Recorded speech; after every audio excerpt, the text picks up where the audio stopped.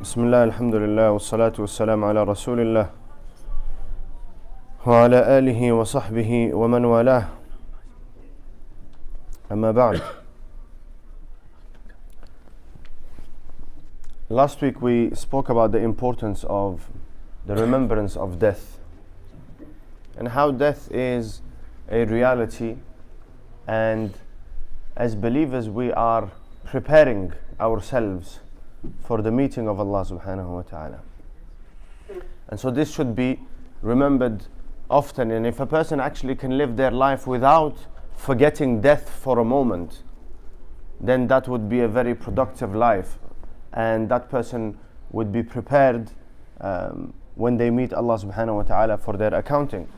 Now sometimes people think that because Islam encourages this awareness of death, that we have to, as believers, we have to live miserable lives. Okay, we have to be sad and miserable and always thinking about death and depressed.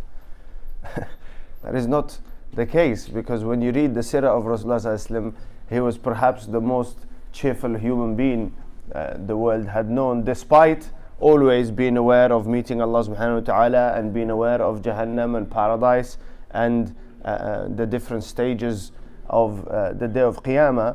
That Rasulullah was somebody that smiled a lot. In our day and age, we think of religious people as very serious people, and there should be like a big mark of sujood on their forehead, and then the forehead needs to be big frown and very serious. That is not the description of Rasulullah sallallahu alaihi wasallam.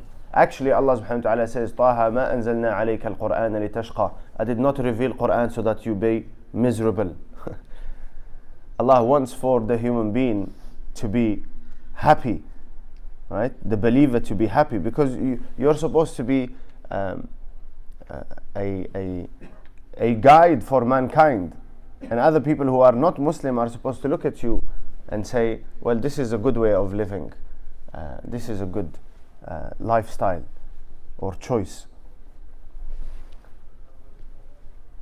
And so Islam speaks about happiness, and we've talked about this time and time again, but there are certain things, the way we say that the obedience of Allah subhanahu wa ta'ala brings happiness, the remembrance of Allah brings happiness. We've talked about this in the past, and not a sort of temporary happiness or a fake happiness, but rather a real sense of contentment that I am fulfilling my duty as a servant of Allah subhanahu wa ta'ala, and I have a relationship with Allah subhanahu wa ta'ala. So real satisfaction that then that comes out in the form of happiness. So we said, obedience of Allah subhanahu wa ta'ala, one cannot be satisfied and happy without connection with Allah azza wa jal, the remembrance of Allah subhanahu wa ta'ala, having firm belief in the qada and the qadar of Allah, the destiny. And this is a major component of your happiness in this world. Major component is that you trust in Allah. You trust in Allah, and you trust that Allah does things in the best possible way, and He always does things with your for your interest, even when it seems like it's extremely difficult and hard and I can't take it anymore. Allah subhanahu wa ta'ala does not do things for Himself, He does them for you. And so whatever good and bad you are going through, to know and to trust in Allah subhanahu wa ta'ala gives contentment and satisfaction.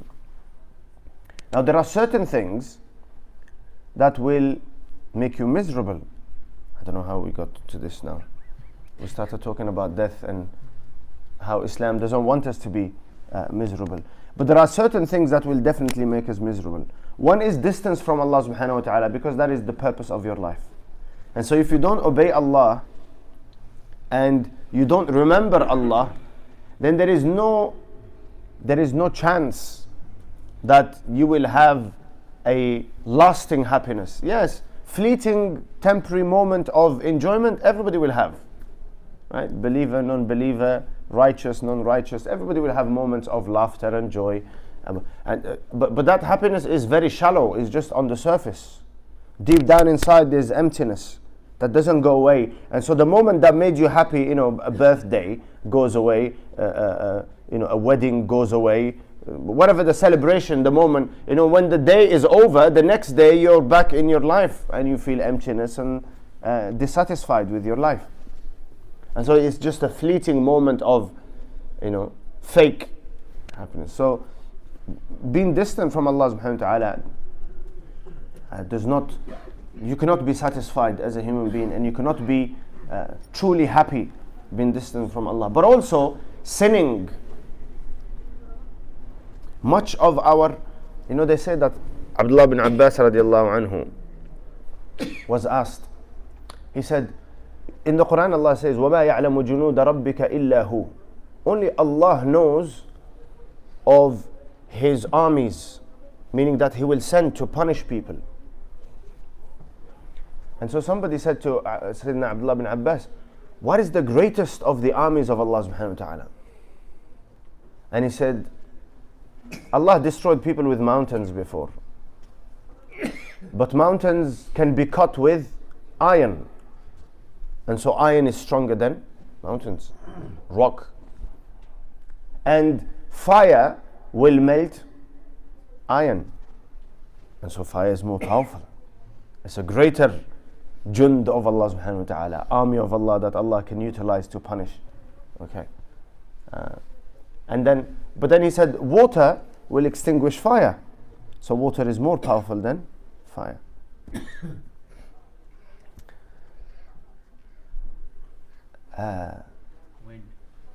Wind. Is it wind? Yeah. Wind will dry out water. Wind. Hawa. Yeah, sometimes. Okay, so wind will dry out what? Air will dry out water. In that, he mentions that sleep is a strong, death, and sleep is what? Is a strong, it has a strong effect on the human being, right? But he said that there is something more powerful than sleep, and that is worry. So worry is one of the strongest punishments that Allah subhanahu wa ta'ala can place in your life. Right? It takes away satisfaction.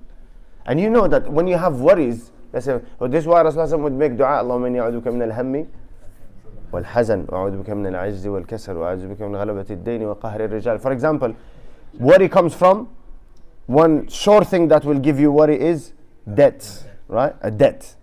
And so when you have a large debt on your head, right, and you're waiting for somebody to knock on your door, whatever occasion of happiness you're in, it doesn't leave you, it doesn't leave your mind. And this worry is usually caused by sinning. Because what happens is that most sins are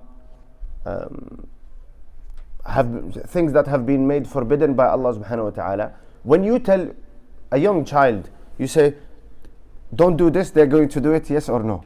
When you're told not to do something, all of a sudden you find this interest. Yeah. If we were walking, like you're walking with somebody, and they absolutely have no interest at looking to the right, but the moment you say don't look towards the right, what happens is, even they may do try, not to, but an interest sparks in your mind. Now I want to know what's on the right. Why are you asking me not to look on the right? And so whatever kullu they say in Arabic that everything that is prohibited and forbidden, is desired. Because, this is our nature. So what happens is that sin is harmful.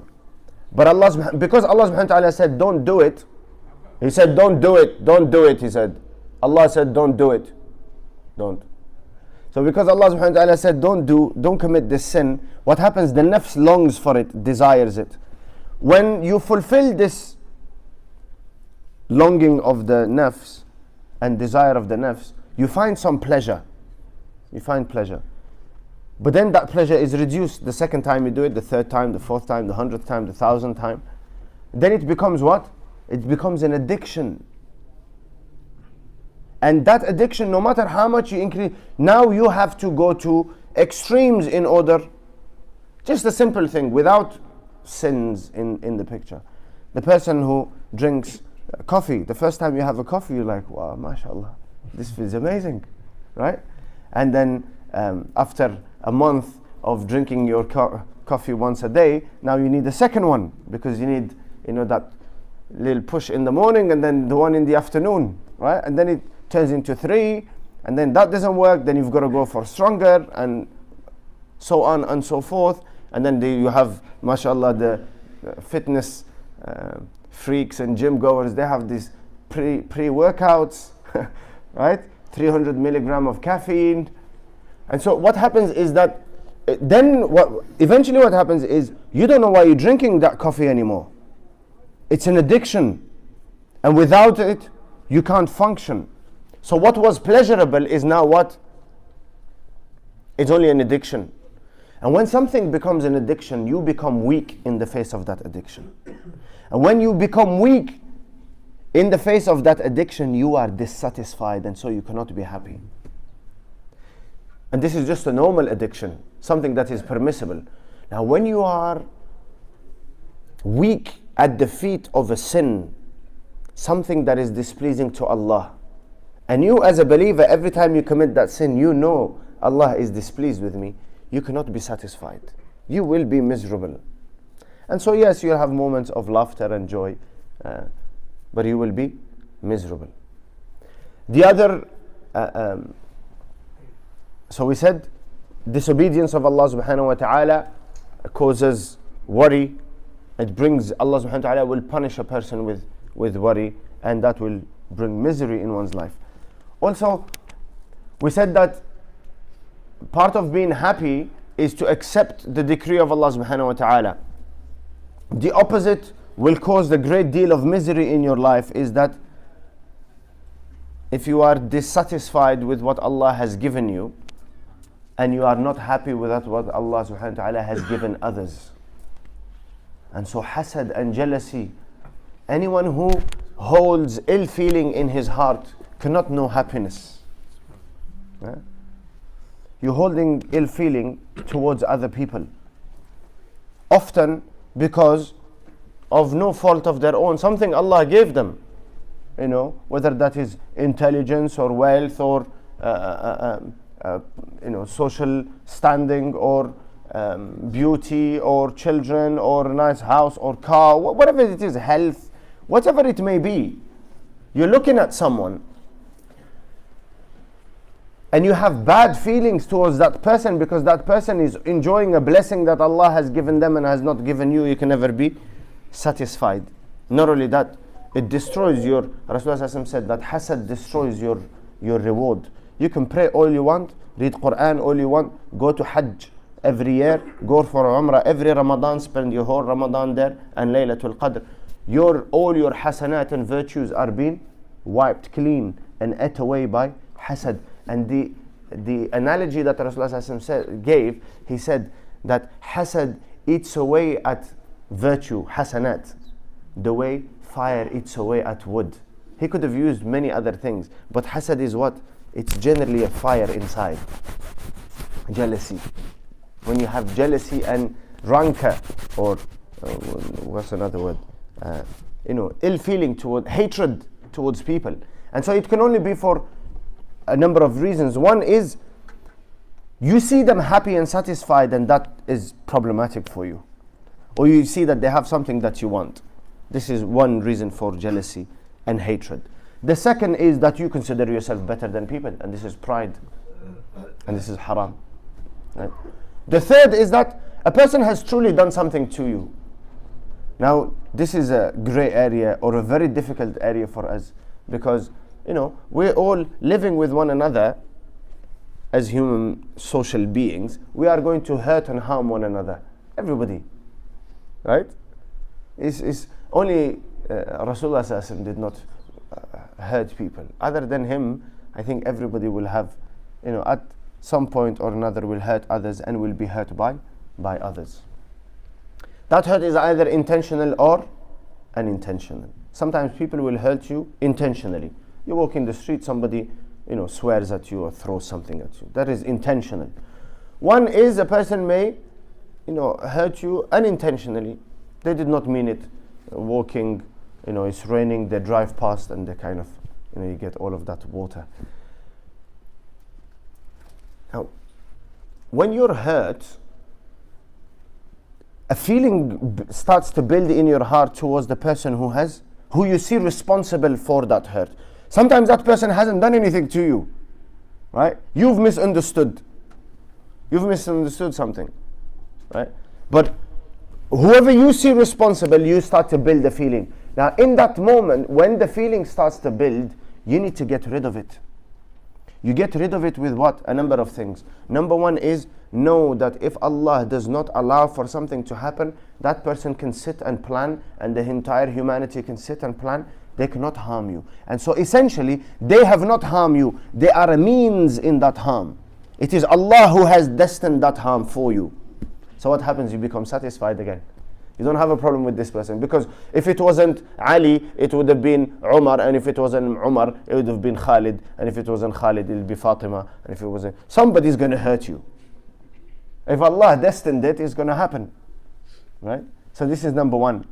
So this is why when Rasulullah Sallallahu Alaihi Wasallam in a known hadith, he was sat in the company of Sahaba, and a young Sahabi radiallahu anhu was sat with Rasulullah Sallallahu Alaihi Wasallam. And Rasulullah said that you will see a dweller of paradise coming inside the masjid. So somebody came by. Then the next day he said the same thing, and the same person came by. And the third day he said, you will see one of the inhabitants of paradise walking through that door. And so the third day the same person. So the Sahabi makes an excuse and goes to this man's door, and he says, you know what, I had an argument with my father and he threw me out. It happened even in the time of Sahaba, arguments with parents. Okay, he threw me out. I can't go back home for 3 nights. I have taken an oath that I will not go back home 3 nights. So can I stay with you? He says, yes, please come in. So he goes in and he spends 3 nights. And the Sahabi is watching this man. What is it that he's doing? Because of which Allah's Messenger has informed us that this person is in paradise. So he sees he doesn't pray at night. He actually doesn't pray any tahajjud. He sleeps throughout the night. Right? The only thing is, when he moves and he wakes up in the night, you have, when you move or you wake up for some water, he will always make dhikr of Allah. Subhanallah, Alhamdulillah, Allahu Akbar. And then he'll fall back to sleep. And then wake up Fajr. And so he didn't do a great deal of actions. Outwardly, it seemed like he was just a normal Muslim fulfilling the basic principles. And so before he left, the young man said to him, he said, my uncle, he said, look, I just made this story up. I didn't have a fight with my father, but I wanted to know, what is it that you do that guaranteed you paradise? And Rasulullah has informed us of this. So the Sahabi himself said, you know what, I don't know what it is. You've seen, I don't do anything special. And so the young man starts to leave, and then the Sahabi remembers and he says, come. He says, I will tell you. When I go to bed, I ensure that my heart holds no ill feeling towards anyone. What an amazing way to live. That doesn't mean that you don't have enemies. You will have enemies, but it's okay. It's okay to have enemies. Just don't have hatred. And you will live a happy life, because you're not carrying the burden. Often, somebody will hurt you, and I have come across this. Somebody will hurt you, and you have, real reason to be to hold bad feelings towards that person. That person is dead. You're still carrying that burden. It hasn't got any easier. And so actually, that ill feeling that you hold in your heart, you don't have to have it. This is why Islam and Rasulullah taught us. He says forgiveness. وَأَن تَعْفُوا أَقْرَبُ لِلتَّقْوَى. It is better to forgive. It is better to forgive. Let go. Don't hold. Yes, a person harmed me. Yes. Can I seek my right from that person? Yes, you can. Can I go to court? And yes, you can. Doesn't mean that we just fold our hands over and let people do with us whatever they want and they may. No. But it means that your heart don't allow for somebody, for hatred towards somebody to build up, because ultimately it comes all from Allah. Yes, I have a lot of questions as well. And so we're going to end with this because so what was it? That if you want not to be miserable, no jealousy and no hatred towards people. We ask Allah subhanahu wa ta'ala to grant us more understanding and to allow us to live happy and satisfied lives. Subhanallah wa bihamdihi, subhanakallah wa bihamdihi. Okay, when the adhan is done, can we ask everybody to stand up when we are going to stand for our sunnahs? Yeah, all stand up and fill in the gaps and in the sufuf, please.